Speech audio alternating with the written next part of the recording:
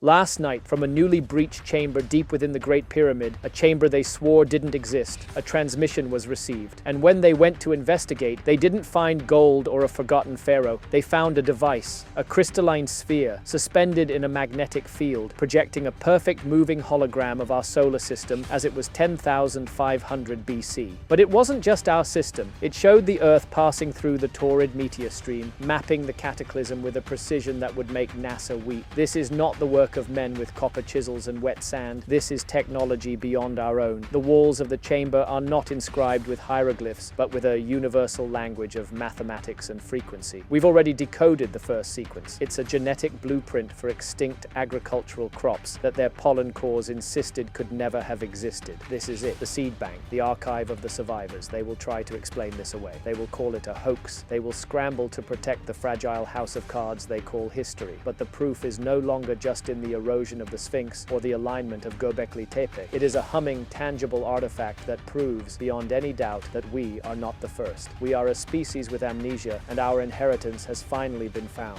The age of Zep Tepi is over. The first time is now. This time is absolutely demand a rewrite of history as we know it. And it incorporates all kinds of interesting math. It incorporates pi, which again is supposed to have been discovered by the Greeks. It incorporates the dimensions of the Earth on a particular scale. Something that they shouldn't have known at the time that structure is supposed to have been built. We stand at the precipice of one of the most extraordinary revelations in human history. For decades, mainstream archaeology has dismissed the possibility of an advanced civilization existing before the end of the last ice age, roughly 12,500 years ago. They've built their careers on the assumption that human civilization began with the first cities in Mesopotamia around 5,000 years ago, that before this time, our ancestors were simple hunter-gatherers, struggling for survival in a harsh, primitive world. But what if everything we've been taught about our past is fundamentally wrong? What if there existed, thousands of years before the rise of Egypt, Mesopotamia, or any civilization we officially recognize, a sophisticated culture that possessed knowledge we're only beginning to rediscover today? What if this civilization didn't just exist, but thrived across the globe, leaving behind fingerprints so profound that they've shaped every subsequent culture that followed? The evidence has been hiding in plain sight, scattered across continents, encoded in megalithic monuments, preserved in ancient myths, and carved into the very bedrock of our planet. From the rain-carved Sphinx of Giza to the astronomically aligned stones of Göbekli Tepe. From the precision-mapped world of ancient cartographers to the flood myths shared by cultures separated by vast oceans, we're about to embark on a journey that will fundamentally challenge everything you thought you knew about human history. This is not the story of primitive people slowly discovering fire and agriculture. This is the story of a lost civilization whose technological achievements, astronomical knowledge, and global reach rivaled or perhaps even exceeded our own. This is the story of how catastrophe struck this ancient world, how survivors scattered across the globe, and how they seeded the civilizations that would eventually give birth to our modern world. The implications are staggering. If this evidence proves what many researchers now believe, then we are not the first advanced civilization on Earth. We are not the pinnacle of human achievement, standing alone at the summit of progress. Instead, we are part of a cyclical pattern of rise, fall, and rebirth that stretches back into the mists of prehistory. We are the latest chapter in a much longer story, one that archaeology has either ignored or actively suppressed. Why would they hate me so much? Why would they be so angry with me? Well, you're an outsider. And yeah, I guess that's it. Simply by proposing a different point of view. So it's just another short clip from Ancient Apocalypse. Okay. This idea is upsetting to the so-called experts. But before we dive into this revolutionary evidence, we must understand the context in which it exists. We must explore why this story has been hidden for so long, why certain discoveries have been dismissed or buried, and why the very suggestion of a lost civilization has been met with such fierce resistance from the academic establishment. The dogma of mainstream archaeology rests on a simple premise, that human civilization follows a linear progression from simple to complex, from primitive to advanced. According to this view, our ancestors were incapable of sophisticated thought, advanced mathematics, or complex engineering until relatively recent times. The great monuments of antiquity, from the pyramids of Egypt to the megaliths of Peru, are explained away as the products of vast numbers of workers using primitive tools, guided by trial and error rather than advanced knowledge. This paradigm has dominated archaeological thinking for over a century, and it has become so entrenched that any evidence challenging it is automatically dismissed as impossible, regardless of how compelling that evidence might be. When geologist Robert Schoch demonstrated that the Great Sphinx shows clear signs of water erosion, indicating it was carved during a period of heavy rainfall that ended over 10,000 years ago, the archaeological establishment didn't reconsider their dating. Instead, they attacked Schock personally, attempting to destroy his reputation and dismiss his expertise. Anything out on the edge,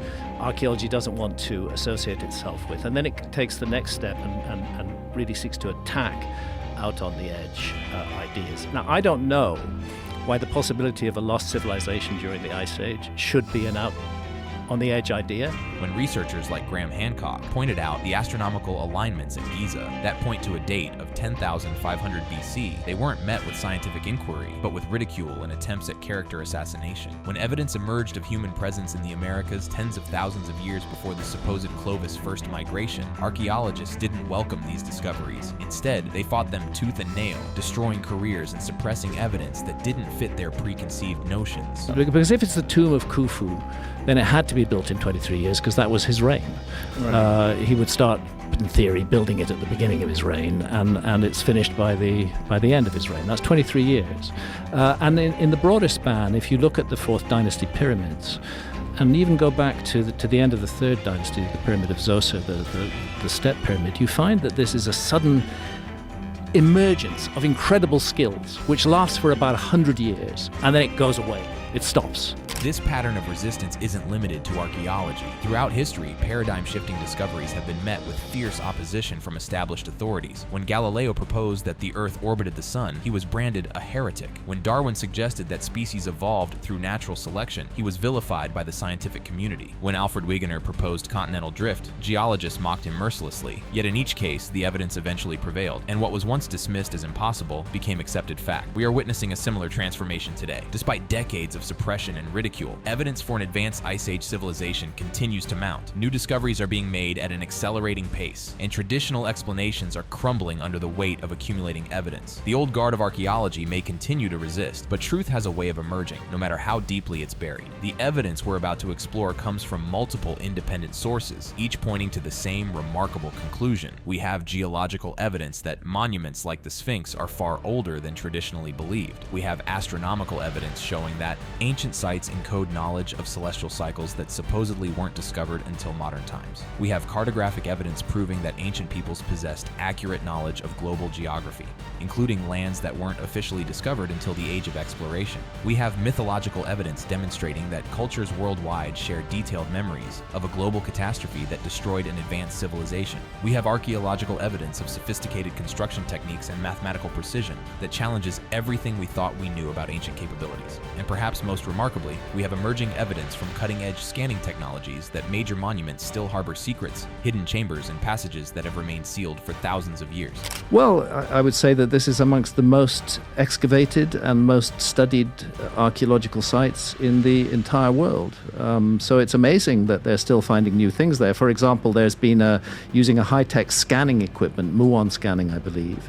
Just in the last 3 years, enormous cavities have been identified within the Great Pyramid, which nobody knew were there. But this story begins not with monuments or mathematics, but with maps, ancient maps that should not exist, that depict lands unknown to official history, drawn with a precision that wasn't achieved again until the age of satellite photography. These maps provide perhaps the most direct evidence of an advanced prehistoric civilization, one that explored and charted the world with an accuracy that we're only now beginning to appreciate. Lincoln World Map is an honest map based on the latest information that was available to navigators at that time. And it's not, Antarctica is not on that map because they hadn't found it yet. Why does this matter? Well, it matters because if Antarctica is present on ancient maps, then it means that somebody was able to sail the world. Consider the Piri Reis map of 1513, compiled by the Ottoman Admiral Piri Reis from much older source maps. This remarkable document shows not only the coastlines of South America and Africa with stunning accuracy, but also depicts Antarctica, a continent that wasn't officially discovered until 1820. Not only does it show Antarctica, but it shows it as it would have appeared before it was covered by ice, with accurate representations of mountain ranges and coastal features that have been buried under ice sheets for thousands of years. The Piri Reis map is not alone. The Oronteus Phineus map of 1531 shows Antarctica in even greater detail, depicting not just the continent's outline but its internal geography, including mountain ranges, rivers, and coastal plains. These features match remarkably well with modern sub-ice mapping of Antarctica, revealing topographical details that were completely unknown until the development of ground-penetrating radar and satellite surveys in the 20th century. The implications are staggering. If these maps accurately depict Antarctica as it existed before before the Ice Age, then they must be based on surveys conducted more than 6,000 years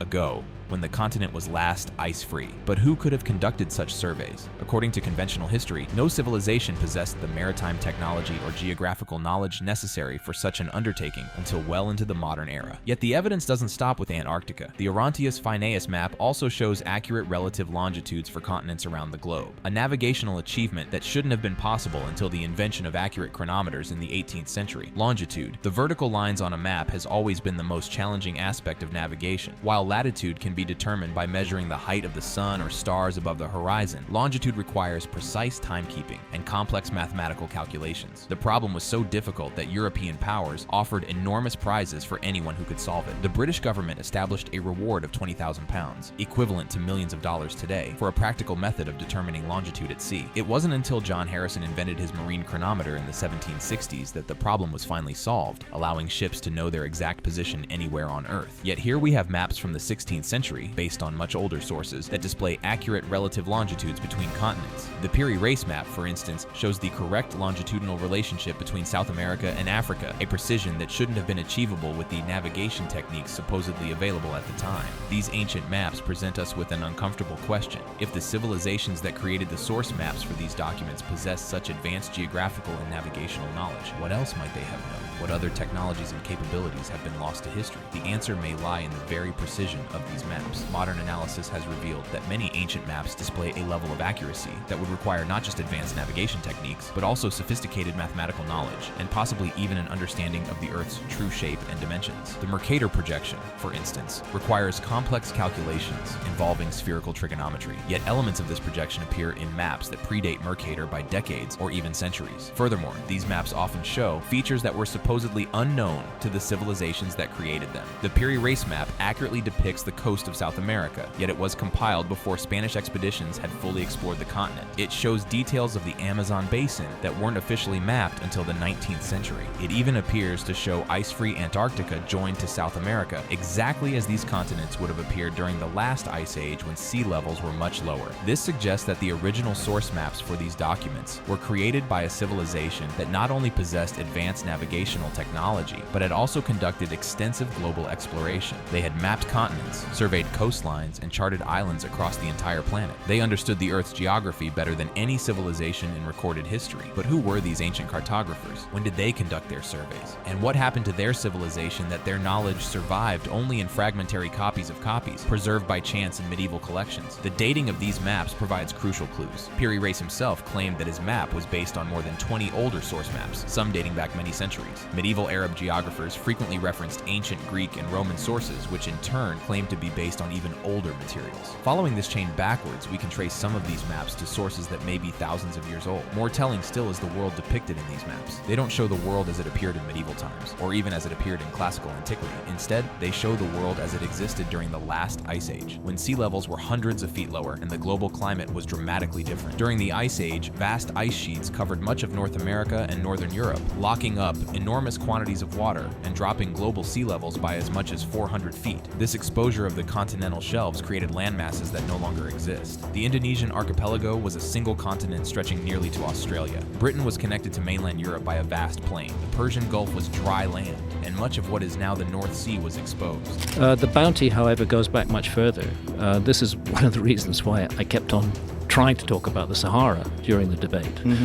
This vast area, which frankly has not been studied properly by archaeology at all. These are very special gaps. The submerged continental shelves were prime real estate during the Ice Age. Several ancient maps appear to show the world in this configuration. They depict land bridges where today we find only ocean, show rivers and coastlines that match the Ice Age topography, and reveal a level of geographical knowledge that suggests direct contemporary observation rather than later reconstruction. This evidence points to an extraordinary conclusion that during the last Ice Age, when mainstream archaeology tells us that only primitive hunter-gatherers roamed the Earth, there existed a civilization sophisticated enough to explore and map the entire planet. This civilization possessed navigational technology that allowed them to traverse vast oceans with precision, mathematical knowledge that enabled them to create accurate charts, and organizational capabilities that supported global exploration and mapping projects. But if such a civilization existed, where are its cities? Where are its monuments? Where are the physical remains that would prove its existence beyond doubt? The answer may lie not in what we can see, but but in what lies beneath our feet and beneath the waves. Consider that if this civilization flourished during the Ice Age, its major population centers would likely have been located along the then exposed continental shelves in areas that offered the richest resources and the most favorable climate. These would have been the lowland areas near the coasts, where rivers provided fresh water, where marine resources were abundant, and where the climate was moderated by oceanic influences. Today, these areas lie beneath hundreds of feet of water. The rising seas that accompanied the end of the Ice Age would have submerged not just the land itself, but any cities, ports, or monuments that might have been built there. Entire civilizations could lie hidden beneath the continental shelves, their existence unknown to modern archaeology because they rest in places we've never thought to look. Recent discoveries are beginning to confirm this possibility. Marine archaeologists are finding increasing evidence of human habitation on now submerged continental shelves. Stone tools, fire pits, and even structural remains have been discovered in areas that were above water during the Ice Age but are now beneath the sea. While these discoveries represent hunter-gatherer settlements rather than advanced cities, they prove that people were indeed living in the areas that would be most affected by post-Ice Age flooding. But we don't have to look beneath the waves to find evidence of this lost civilization. Hidden in plain sight, scattered across continents, stand monuments that mainstream archaeology has dated to much later periods, but which may actually be remnants of this ancient culture. These monuments display a level of sophistication, precision, and astronomical knowledge that challenges conventional chronology and suggests a much deeper antiquity than traditionally accepted.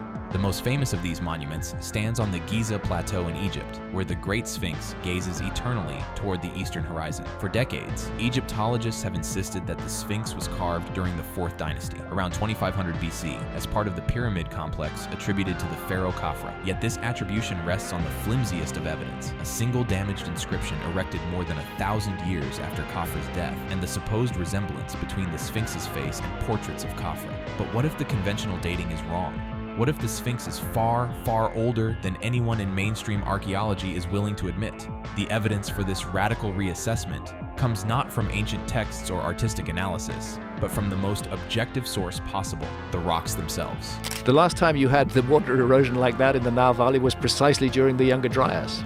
The Younger Dryas was a period of extremely heavy rains in Africa, and its rainfall, its erosion caused by heavy rains, that is the enigma on the Great Sphinx. In the 1990s, geologist Robert Schoch conducted a detailed analysis of the weathering patterns visible on the Sphinx and its surrounding enclosure.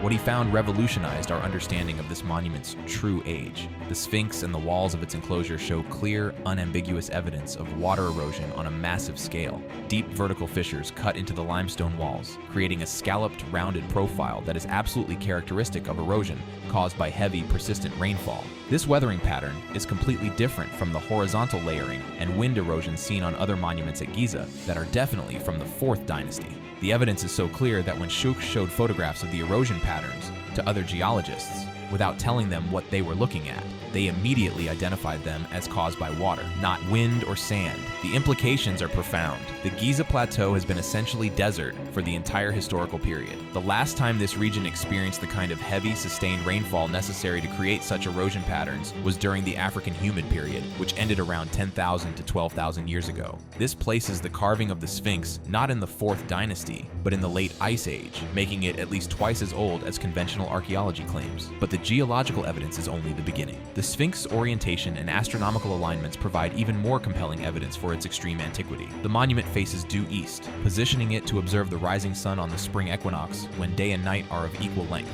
This is no accident. The Sphinx is clearly designed as an equinoctial marker, a massive stone calendar that celebrates one of the most important moments in the astronomical year. But here's where the evidence becomes truly extraordinary. Due to a phenomenon called precession, caused by a slow wobble in Earth's axis of rotation, the constellation that rises behind the sun on the spring equinox changes over time. This celestial cycle takes approximately 26,000 years to complete, meaning that every 2,160 years or so, a different constellation houses the sun during the spring equinox. During our current era, and for the past 2,000 years, the constellation Pisces has risen behind the sun on the spring equinox. We live in what astrologers call the age of Pisces, soon to transition into the age of Aquarius. But if we travel back through time using the precession cycle, we can determine what constellation would have been rising behind the sun during any period in history. The Great Sphinx is carved in the form of a lion, with a lion's body and originally a lion's head. The constellation Leo, the lion, rose behind the sun on the spring equinox from approximately 10,970 to 8,810 BC. In other words, there was a specific period during the Ice Age when the lion sphinx would have been gazing directly at its celestial counterpart counterpart as the sun rose on the spring equinox. This correlation between the earthly lion and the celestial lion provides powerful evidence that the Sphinx was carved during the age of Leo, not the age of Taurus, which was the astrological age during the 4th dynasty. The monument appears to be a massive three-dimensional representation of the sky as it's appeared more than 12,000 years ago. But the Sphinx is not alone in encoding this ancient astronomical information. The entire Giza complex appears to be a vast star map, frozen in stone, depicting the sky as it appeared during the Ice Age. The 3 pyramids of Giza are arranged in a pattern that precisely matches the 3 stars of Orion's belt, but not as these stars appeared when the pyramids were supposedly built. Instead, they match the orientation of Orion's belt as it appeared around 10,500 BC, at the same time that the Sphinx was gazing at Leo. I think that archaeologists are very reluctant to accept the broader idea. They are willing, they can hardly deny, that some structures are specifically aligned. This correlation was first discovered by engineer Robert Bauval, who noticed that the relative sizes and positions of the 3 pyramids exactly mirror the relative brightness and positions of the 3 belt stars of Orion. But when he used astronomical software to check the correlation for the traditional date of pyramid construction around 2500 BC, he found a significant mismatch. The stars were in the wrong orientation to match the pyramid's layout. However, when Bauval turned back the clock to 10,500 BC, the match was perfect.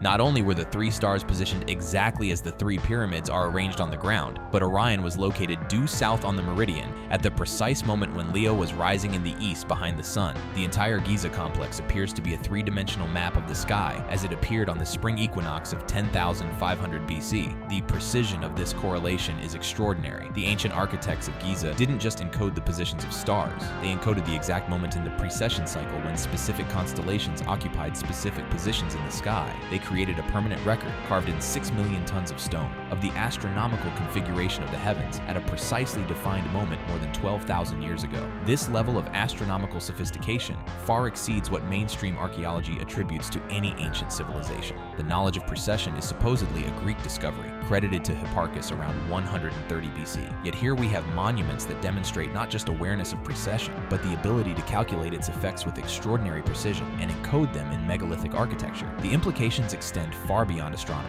If the builders of Giza possessed such advanced knowledge of celestial mechanics, what other capabilities might they have had? The answer may lie in the monuments themselves, which display a level of precision and sophistication that challenges our understanding of ancient construction techniques. The Great Pyramid, attributed to the pharaoh Khufu, is aligned to true north with an accuracy of just 3/60ths of a degree, a precision that wasn't matched by any other large structure until the modern era. Its base is level to within just over 2 centimeters across its entire 230-meter width. The 4 sides of the pyramid are equal in length to within 2 centimeters, a tolerance that would be challenging to achieve even with modern surveying equipment. But the mathematical precision goes even deeper. The height of the Great Pyramid, when multiplied by 43,200, gives the polar radius of the Earth. The base perimeter of the pyramid, when multiplied by the same number, gives the equatorial circumference of the Earth. The pyramid appears to encode the exact dimensions of our planet on a scale defined by one of the key motions of the Earth itself, precession.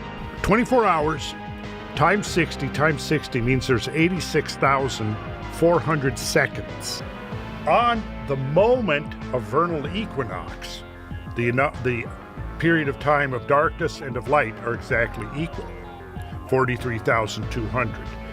That number is the scaling ratio of the pyramid. The number 43,200 is not arbitrary. It represents 600 times 72, and 72 is the number of years required for precession to shift the position of stars by 1 degree. This number appears repeatedly in ancient monuments and mythologies worldwide, suggesting a global understanding of these celestial cycles that predates any known civilization. These mathematical relationships cannot be coincidental. The builders of the Great Pyramid possess detailed knowledge of the Earth's dimensions, its astronomical motions, and complex mathematical relationships that weren't rediscovered until modern times. They encoded this knowledge in a monument designed to endure for millennia, creating a permanent record of their sophisticated understanding of planetary and celestial mechanics. Yet, according to conventional archaeology, the Great Pyramid was built by a civilization that had only recently developed writing, that supposedly lacked accurate measuring instruments, and that had no knowledge of advanced mathematics or astronomy. The disconnect between the attribution and the achievement is so profound that it demands a fundamental reassessment of our assumptions about ancient capabilities. Even if that's true, even if it is 2,500 years ago,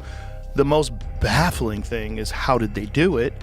there's no simple answers. I don't give a fuck what anybody says. There's no simple answers. How did they do it?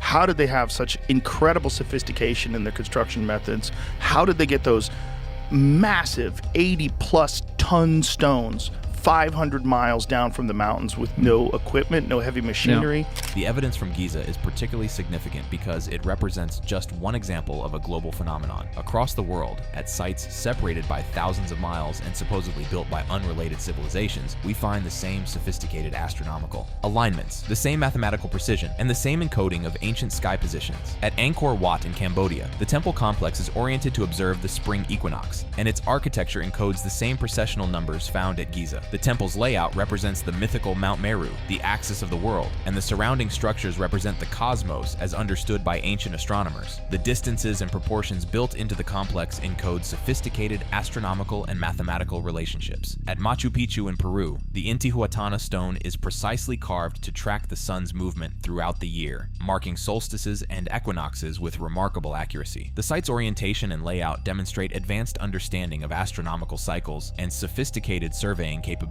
At Newgrange in Ireland, a monument that predates both Stonehenge and the pyramids, the entrance passage is aligned to allow sunlight to penetrate the inner chamber only on the winter solstice. The precision of this alignment requires sophisticated astronomical observation and mathematical calculation. These monuments, scattered across continents and attributed to different cultures separated by thousands of years, share remarkable similarities in their astronomical sophistication and mathematical precision. They suggest a common source of knowledge, a shared understanding of celestial mechanics and mathematical relationships that transcends the boundaries of individual civilizations. But perhaps the most compelling evidence for this shared knowledge comes from the myths and traditions preserved by cultures worldwide. Despite being separated by vast oceans and developing in apparent isolation, cultures around the globe share remarkably similar stories about their origins, their gods, and their understanding of the cosmos. Central to many of these traditions is the concept of a golden age, a time when gods walked among humans, when knowledge was more complete, and when civilization reached heights that were later lost. Hindu tradition speaks of the Krita Yuga, a perfect age when humans possessed divine knowledge and lived in harmony with natural law. Greek mythology describes a golden age when humans lived like gods,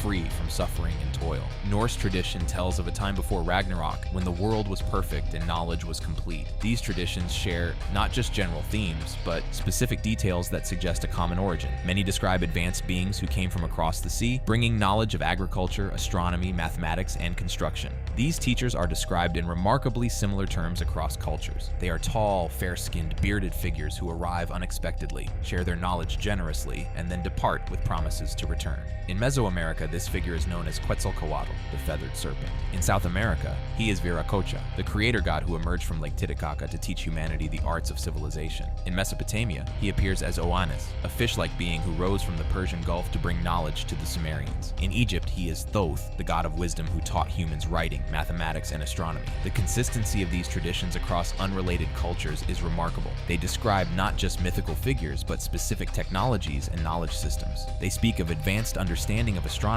sophisticated construction techniques, and complex mathematical relationships. They describe a time when humans possessed capabilities that were later lost and only partially recovered. Most significantly, these traditions share a common narrative of catastrophe. They describe a global flood, a cosmic disaster that destroyed the previous world and forced humanity to begin again from a much lower level of civilization. The survivors of this catastrophe are described as the teachers who preserved and transmitted the knowledge of the previous age to the new world that emerged from the disaster. The flood narrative is perhaps the most universal of all human myths. Nearly every culture on Earth preserves some version of this story, from the biblical account of Noah to the Mesopotamian epic of Gilgamesh, from Hindu stories of Manu to Native American traditions of world floods. These accounts share specific details that suggest they may be cultural memories of actual events rather than purely symbolic narratives. It's one of the very few traditions of a global flood that destroys a former civilization, only ones, which actually gives a date.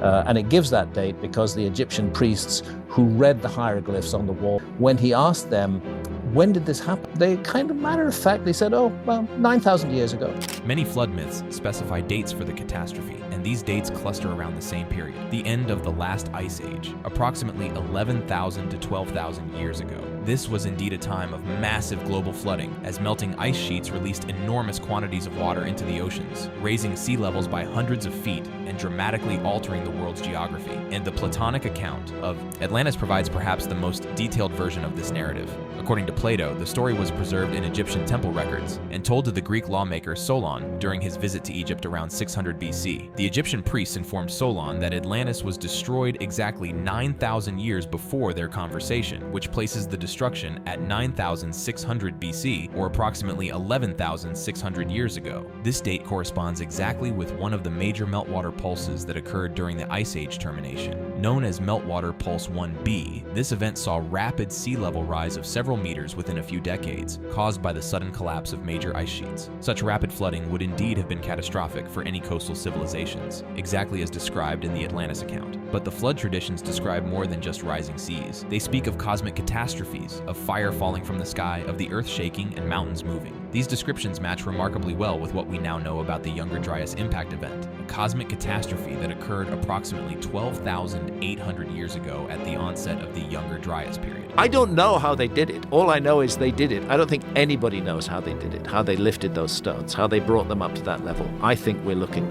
again, at a lost technology. And it was this ancient apocalypse 12,800 years ago that wiped that from the human memory banks. Growing evidence suggests that Earth was struck by fragments of a disintegrating comet during this period, causing massive firestorms, earthquakes, and climate disruption. The impacts would have triggered the rapid melting of ice sheets, caused widespread devastation, and created exactly the kind of global catastrophe described in flood myths worldwide. The Younger Dryas impact hypothesis is supported by multiple lines of evidence, including the discovery of impact markers like nanodiamonds, magnetic spherules, and shocked quartz in sediment layers dating to this period. These markers are found across North America, Europe, and other continents, indicating a global-scale impact event. The timing of this catastrophe corresponds precisely with the end of the Clovis culture in North America, the extinction of megafauna across multiple continents, and the onset of the Younger Dryas cooling period that lasted for over 1,000 years. It also corresponds with the dates given in flood myths for the destruction of previous civilizations. If a sophisticated Ice Age civilization existed, as the cartographic, astronomical, and mythological evidence suggests, then this cosmic catastrophe would explain both its destruction and the survival of fragments of its knowledge. The few, the ye, survivors would have been scattered across the globe, carrying with them memories and knowledge from the destroyed civilization. These survivors would have taken refuge among hunter-gatherer populations, gradually transmitting their knowledge and eventually helping to establish the first known civilizations of the post-Ice Age world. This scenario explains many puzzling aspects of early civilizations. It explains why agriculture appears suddenly and simultaneously in multiple locations around the world with no apparent developmental phase. It explains why the earliest known civilizations display sophisticated knowledge and capabilities that seem to emerge fully formed rather than developing gradually. It explains the remarkable similarities in astronomical knowledge, mathematical concepts, and mythological themes across widely separated cultures. The agricultural revolution that began around 11,000 years ago represents one of the most dramatic transitions in human history. Within a relatively short period, humans across the globe simultaneously abandoned their hunter-gatherer lifestyle and began cultivating crops, domesticating animals, and establishing permanent settlements. This transition happened in multiple locations around the world, apparently independently, yet with remarkable similarities in technique and timing. According to conventional archaeology, this transition was a gradual process of trial and error, as hunter-gatherer populations slowly learned to manipulate their environment and develop agricultural techniques. But the archaeological evidence suggests something quite different: the sudden appearance of sophisticated agricultural systems with little or no developmental phase. In the Fertile Crescent, the transition from wild to domesticated grains appears to have occurred within a few centuries rather than the millennia that evolutionary models would predict. Similar rapid transitions occurred in China with rice cultivation, in Mesoamerica with maize, and in the Andes with potatoes and quinoa. The simultaneity and sophistication of these developments suggest the transmission of knowledge rather than independent invention. The survivors of an Ice Age civilization would have possessed detailed knowledge of plant cultivation,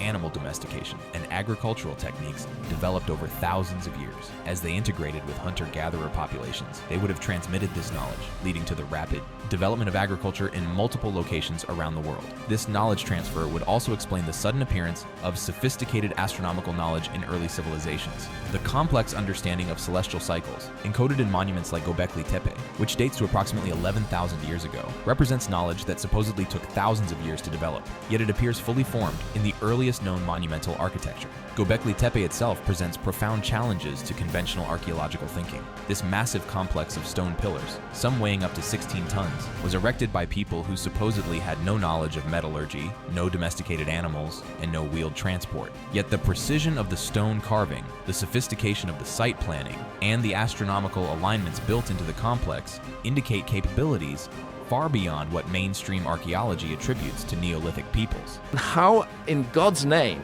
do a group of hunter-gatherers wake up one morning and create something like this enormous scale? And then the mystery deepens, because at the same time that they're building the megalithic site, they're also suddenly doing agriculture. And I look at that as a contrarian. And I say, I actually don't think that this was something that was just dreamed up overnight by a group of hunter-gatherers. I think I'm looking at a transfer of technology. The site's Pillar 43 appears to encode astronomical information relating to the precession cycle, specifically depicting the sky as it appeared around 10,950 BC. This date corresponds closely with the proposed impact event that may have destroyed the Ice Age civilization, suggesting that Göbekli Tepe may have been built as a memorial or record of this catastrophic event. The builders of Göbekli Tepe possessed knowledge of stoneworking techniques that created perfectly smooth surfaces and precise angles without the use of metal tools. They understood complex engineering principles required to transport and erect massive stone pillars. They had sophisticated astronomical knowledge that allowed them to encode celestial information in their monuments. These capabilities suggest the influence of survivors from a more advanced civilization, rather than independent development by Neolithic hunter-gatherers. Similar evidence of advanced knowledge transmission can be found in the earliest phases of Egyptian civilization. The traditional view of Egyptian development describes a gradual evolution from prehistoric cultures through successive kingdoms until the unification under the first pharaohs, around 3100 BC. But this gradual development model breaks down when we examine the actual archaeological evidence. The earliest Egyptian civilization appears remarkably sophisticated from its very beginning. The calendar, hieroglyphic writing, mathematical knowledge, and astronomical understanding all seem to emerge fully formed rather than developing gradually.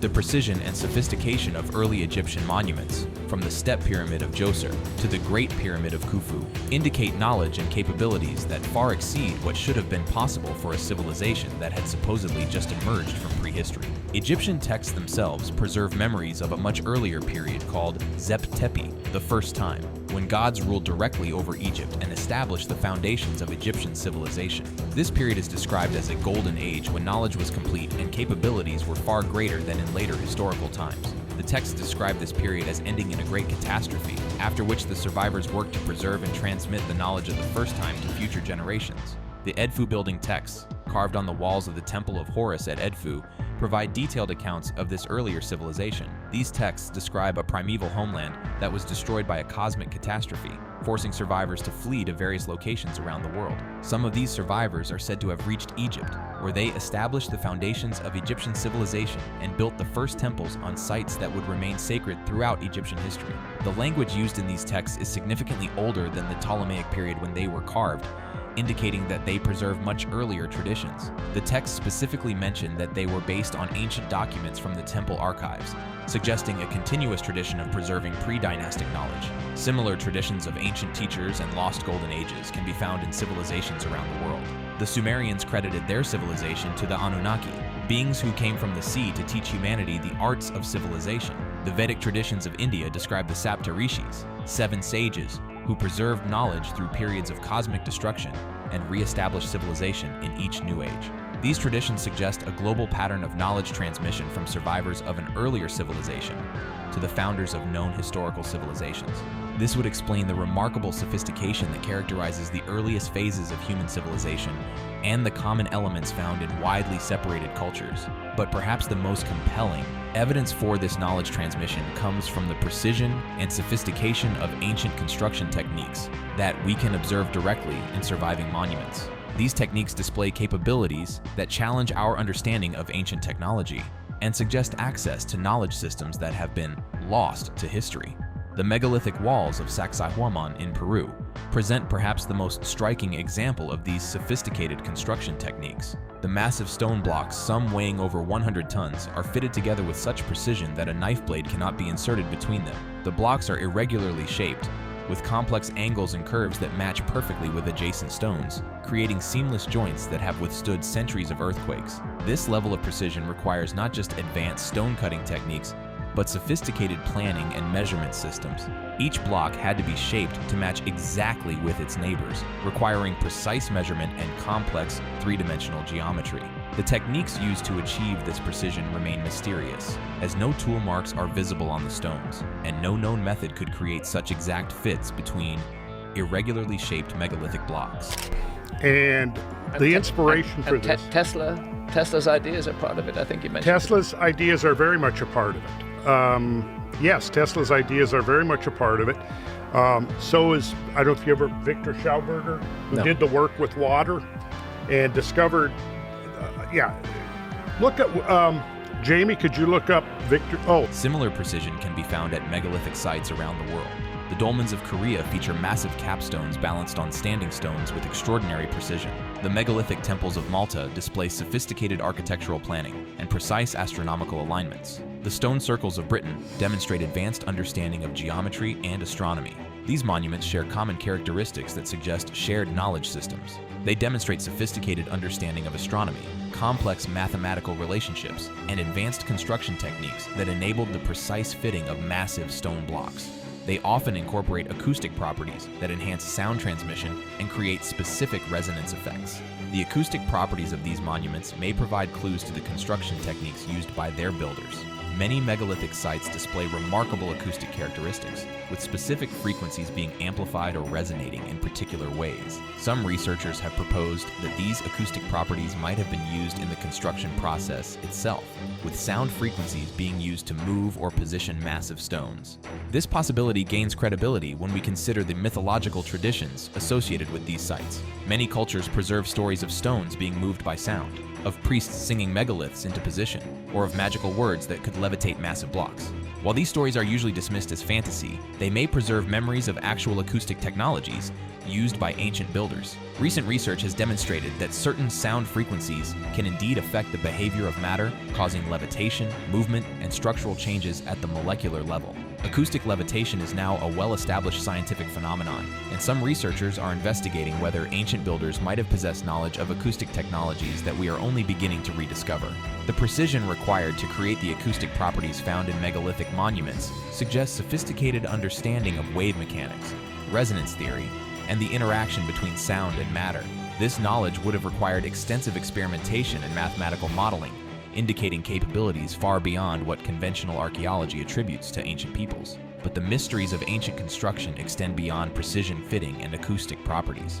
Many megalithic sites demonstrate construction techniques that seem to require technologies that officially didn't exist until modern times. The transportation and positioning of multi-ton blocks, the creation of perfectly level foundations across irregular terrain, and the achievement of astronomical alignments with extraordinary precision all suggest capabilities that challenge our understanding of ancient technology. Consider the logistics involved in constructing the Great Pyramid.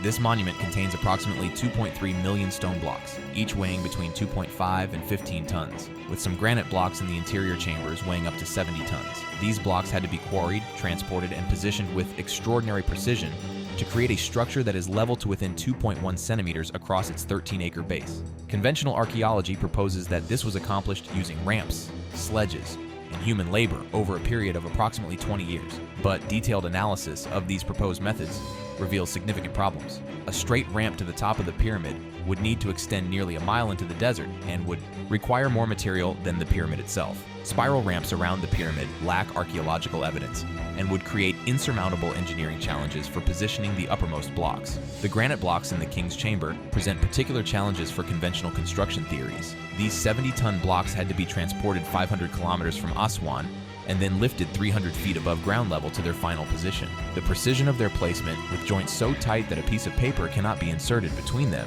suggests construction techniques far more sophisticated than the primitive methods proposed by mainstream archaeology. Recent discoveries using advanced scanning technologies have revealed that the Great Pyramid contains internal structures that were previously unknown. Ground-penetrating radar and muon tomography have identified several large voids within the pyramid, including what appears to be a second grand gallery above the known one. These discoveries suggest that the pyramid's internal structure is far more complex than previously understood, and may contain chambers that have remained sealed since construction. The existence of these hidden chambers raises profound questions about the purpose and function of the Great Pyramid. If the monument was simply a tomb, as conventional archaeology insists, why would it contain such complex internal architecture? Why would its builders go to enormous effort to create sealed chambers that were never intended to be accessed? The evidence suggests that the Great Pyramid was designed as something far more sophisticated than a burial place. Its mathematical relationships to Earth's dimensions, its astronomical alignments, and its complex internal structure all point to a function as an advanced technological device or information storage system rather than a simple tomb. This interpretation gains support from ancient Egyptian texts that describe the pyramids not as tombs, but as houses of eternity and places of ascension. These texts suggest that the pyramids were designed to facilitate some kind of transformation or transcendence, possibly related to consciousness or spiritual development, rather than simply housing the dead. The shafts extending from the internal chambers of the Great Pyramid support this interpretation. These narrow passages, originally blocked by stone slabs, point to specific stars and constellations with remarkable precision. The southern shaft from the King's Chamber targets Orion's belt, while the northern shaft points toward the pole star.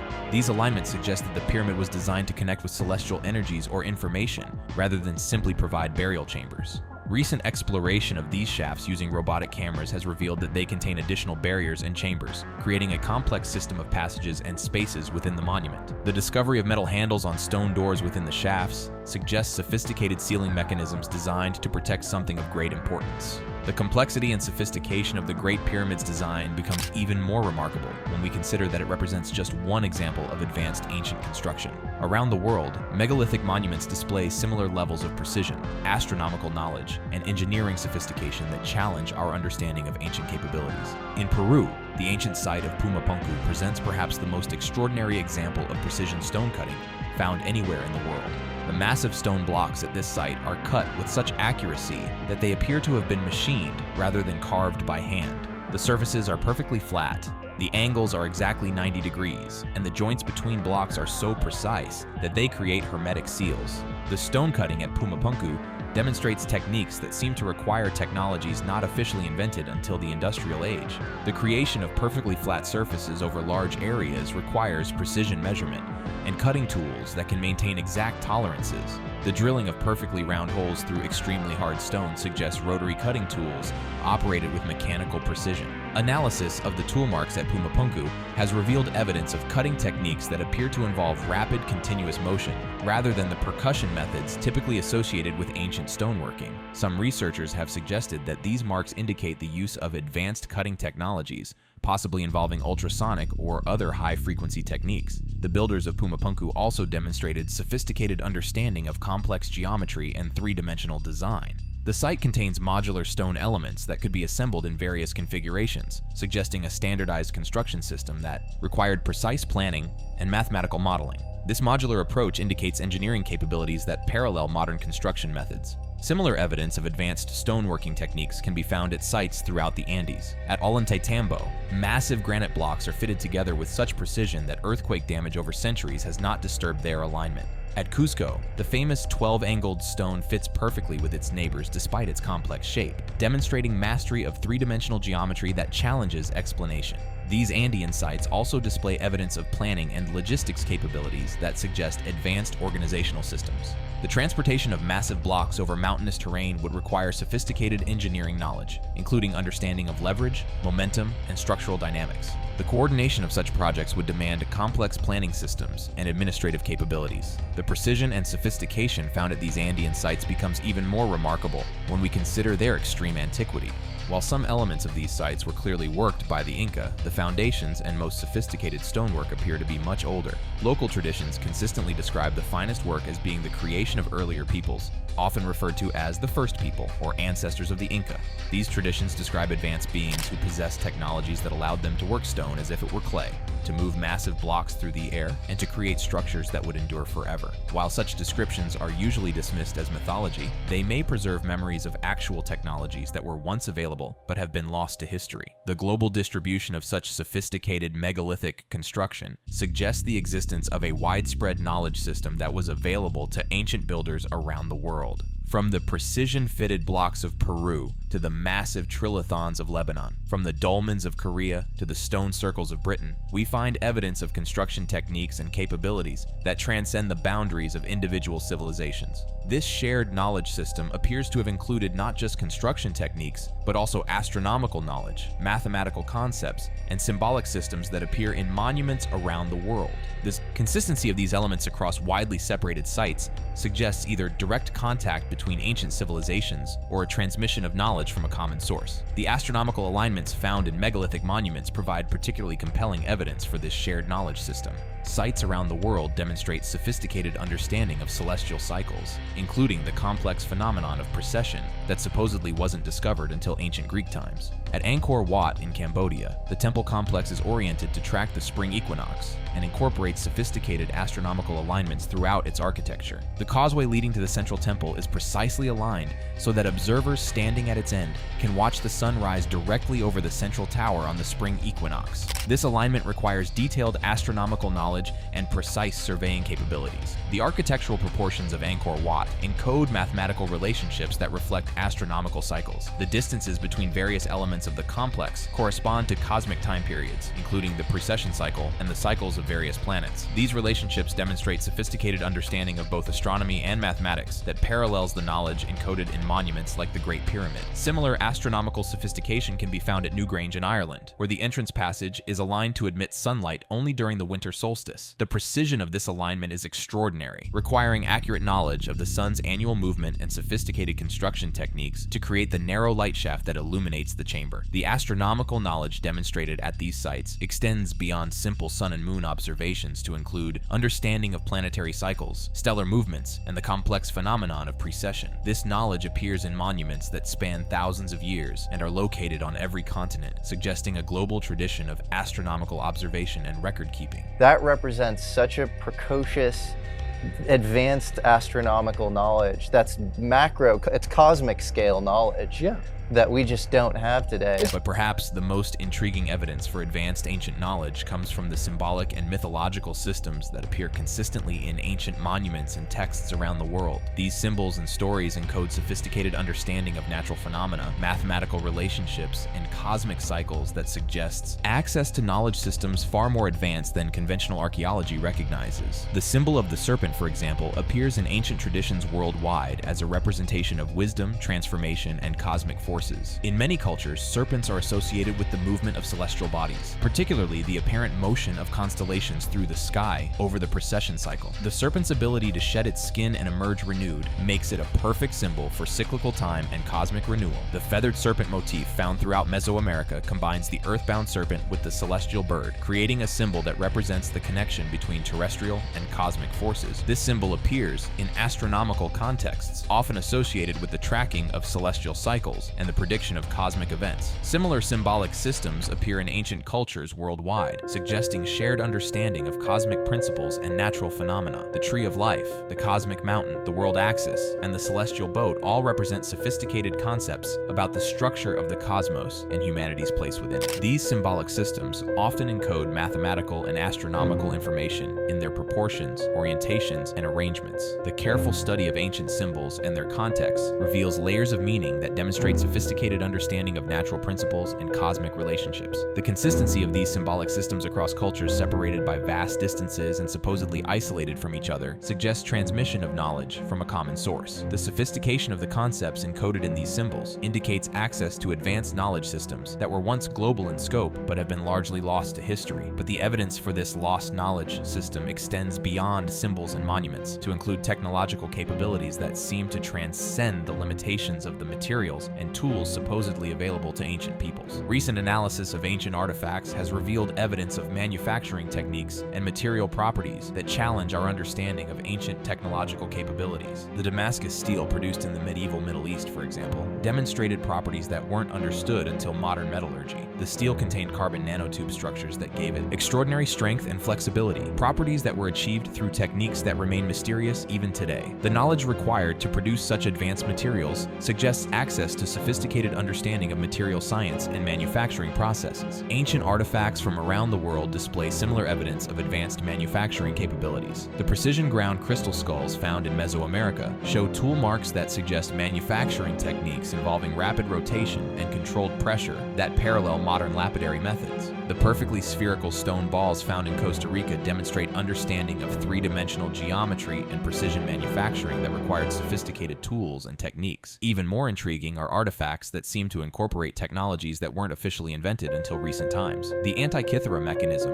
recovered from a Greek shipwreck, contains gear trains and differential mechanisms that weren't seen again until the development of mechanical clocks in medieval Europe. This device demonstrates understanding of complex mechanical principles and precision manufacturing that far exceeds what conventional archaeology attributes to ancient Greek technology. The Baghdad batteries, clay jars containing copper and iron elements that appear designed to generate electrical current, suggest ancient knowledge of electrochemical principles. While their actual use remains debated, their construction demonstrates understanding of electrical phenomena that supposedly wasn't discovered until modern times. These artifacts, along with many others found around the world, suggest that ancient peoples possessed technological knowledge and manufacturing capabilities that have been largely overlooked or dismissed by conventional archaeology. The sophistication of these technologies indicates access to advanced knowledge systems that were once more widespread but have been lost or suppressed over time. The cumulative evidence from all these sources, cartographic, astronomical, geological, mythological, architectural, and technological, points toward a remarkable conclusion: that during the last ice age, when conventional archaeology tells us that only primitive hunter-gatherers inhabited the earth, there existed a sophisticated civilization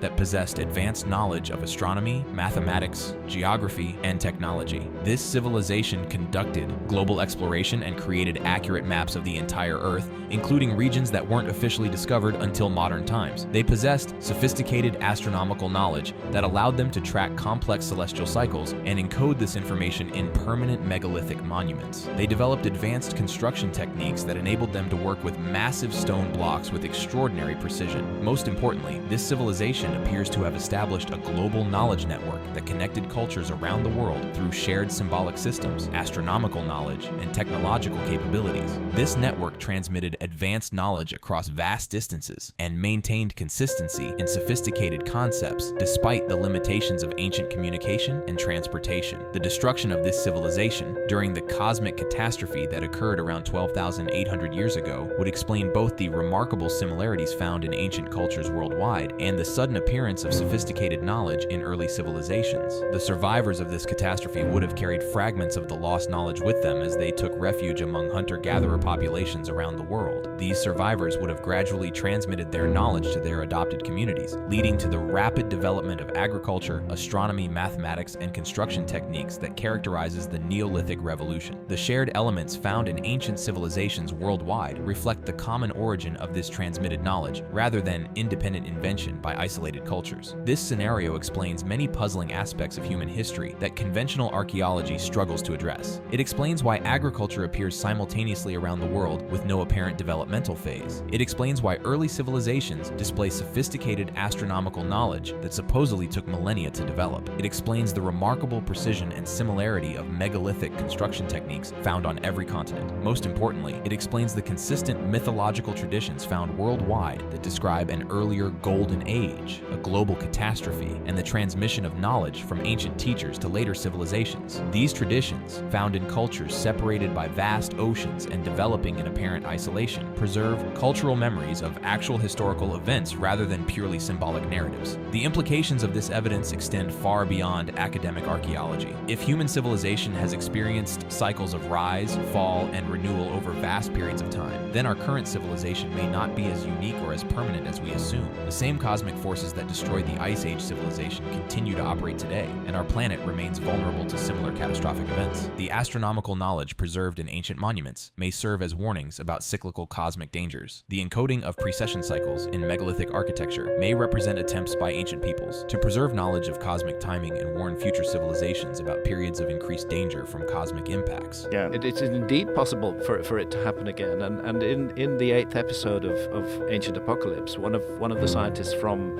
the Comet Research Group makes that point, that the comet that disintegrated, that caused so much damage on Earth 12,800 years ago, its debris stream is still in orbit. The Earth passes through it twice a year. Modern astronomy has confirmed that Earth does indeed face cyclical cosmic threats. Our solar system passes through regions of higher debris density as it orbits the galaxy, creating periods of increased risk from asteroidal and cometary impacts. The Taurid meteor stream, associated with the breakup of a giant comet, presents ongoing risks to our planet during specific time periods. The ancient knowledge of these cosmic cycles preserved in monuments and mythologies worldwide may represent a form of cosmic early warning system created by a civilization that had direct experience of cosmic catastrophe. Their efforts to preserve and transmit this knowledge through the most durable means available, megalithic architecture and oral tradition, demonstrates their understanding of the importance of this information for future civilizations. But the evidence for this lost civilization also offers hope. If human beings once achieved levels of knowledge and capability that rivaled or exceeded our own, then such achievements are clearly within the range of human potential. The technologies and knowledge systems developed by this ancient civilization might be recoverable through careful study of the evidence they left behind. The hidden chambers recently discovered within the Great Pyramid may contain information storage systems or technological devices that could revolutionize our understanding of ancient capabilities. The acoustic properties of megalithic monuments may preserve knowledge of sound technologies that could have practical applications today. The astronomical alignments encoded in ancient sites may contain information about cosmic cycles that could help us predict and prepare for future cosmic events. The symbolic systems preserved in ancient traditions may encode mathematical and scientific knowledge that could advance our understanding of natural phenomena. The precision manufacturing techniques demonstrated in ancient artifacts may reveal methods that could improve modern production capabilities. The construction methods used to create megalithic monuments may offer solutions to engineering challenges that persist today. Most importantly, the knowledge transmission networks that once connected advanced civilizations worldwide demonstrate the possibility of global cooperation and shared learning that transcends cultural and geographical boundaries. The ancient builders who created the global network of megalithic monuments demonstrated that human beings are capable of working together on projects that span continents and millennia. This evidence challenges us to expand our understanding of human potential and our place in cosmic history. Rather than being the first advanced civilization on Earth, we may be the latest in a series of rising and falling cultures that stretches back tens of thousands of years. Rather than representing the pinnacle of human achievement, our current civilization may be in the early stages of recovering knowledge and capabilities that were once more widespread. The study of this lost civilization also reminds us of the fragility of complex societies and the importance of preserving knowledge for future generations. The same cosmic forces that destroyed the Ice Age civilization continue to operate today, and our increasingly complex technological society may be even more vulnerable to disruption than simpler ancient cultures. The ancient builders who created lasting monuments from megalithic stone understood the importance of preserving knowledge in forms that could survive catastrophic events. Their choice of the most durable materials and the most permanent construction methods demonstrates wisdom that we would do well to emulate in our own efforts to preserve knowledge and culture. As we continue to explore the evidence for this lost civilization, we are essentially decoding messages left for us by our ancient predecessors. These messages, encoded in stone monuments, preserved in mythological traditions, and hidden in the landscape itself, represent attempts by ancient peoples to communicate across vast spans of time with future civilizations that might arise from the ashes of their own. The ultimate proof of this ancient civilization lies not in any single piece of evidence, but in the convergence of multiple independent lines of investigation. The cartographic evidence that demonstrates impossible ancient knowledge of global geography, the astronomical evidence that shows sophisticated understanding of celestial cycles encoded in megalithic monuments, the geological evidence that proves monuments like the Sphinx are far older than conventionally believed, the mythological evidence that preserves consistent memories of advanced ancient teachers and global catastrophe, the archaeological evidence of precision construction techniques and advanced materials that challenge our understanding of ancient capabilities, the technological evidence that suggests access to knowledge systems that have been lost to history. When we consider all of this evidence together, the cumulative case becomes overwhelming. Each individual piece might be dismissed or explained away, but the convergence of multiple independent lines of evidence from different disciplines, all pointing toward the same conclusion, creates a picture that cannot be ignored. We are not the first advanced civilization on Earth. We are the inheritors of a much longer tradition of human achievement that stretches back into the mists of prehistory. Our ancestors were not primitive cave dwellers, slowly discovering fire and agriculture. They They were sophisticated beings who achieved levels of knowledge and capability that we are only now beginning to understand and appreciate. The monuments they left behind serve as both a testament to their achievements and a challenge to our assumptions about the past. They remind us that human potential is far greater than we imagine, and that knowledge, once gained, can be preserved and transmitted across vast spans of time through the dedication and wisdom of those who understand its importance. And maybe by understanding our past better, by understanding our unity that comes down from the past, maybe we can learn something that will be helpful to us in not carrying on in this way, because we do live at an inflection point just now. This is one thing I'm pretty sure that quote-unquote my lost civilization didn't have, and that was nuclear weapons. But we have nukes today, and we have them in an enormous scale. And behind each of those nukes is a fragile human being with his own or her own ego and complexes and fears and paranoia.